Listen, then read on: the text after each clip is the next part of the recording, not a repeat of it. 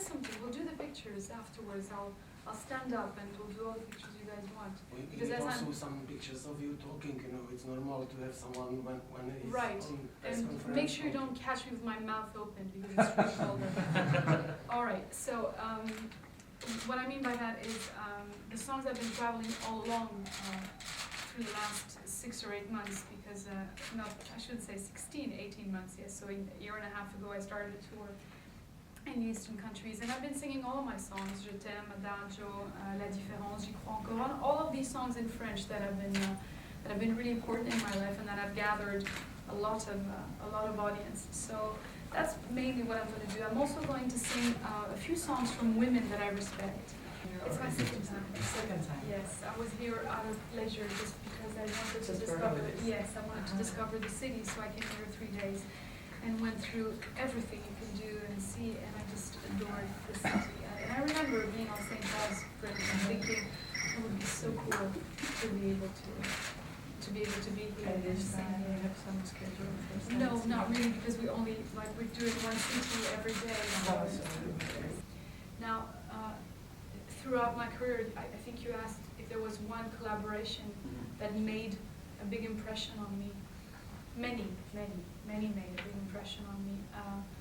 But there is definitely one moment in my life that I recall. It was to sing in New York at the Madison Square Garden for a concert that was called Miracle on 42nd Street.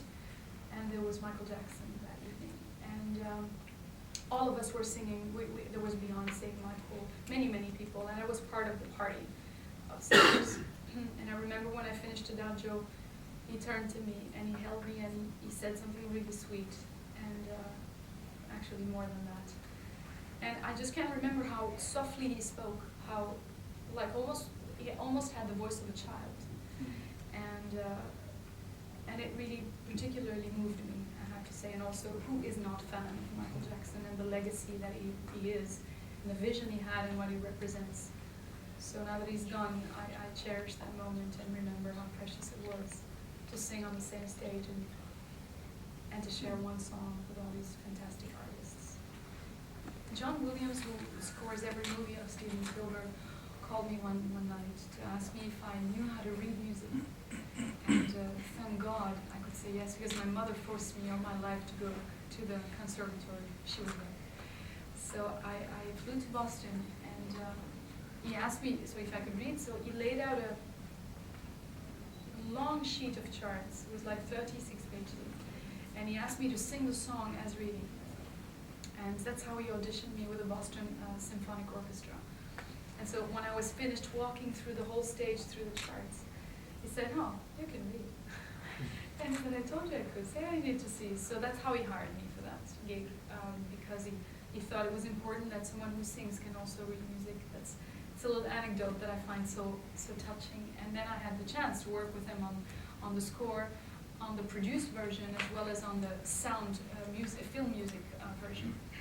And it was quite an experience to work with John Williams and Steven Spielberg, who witnessed the movie with the song at the end and just loved it and decided to keep it. So to me, it's always a mystery how it happens. I cannot tell you why.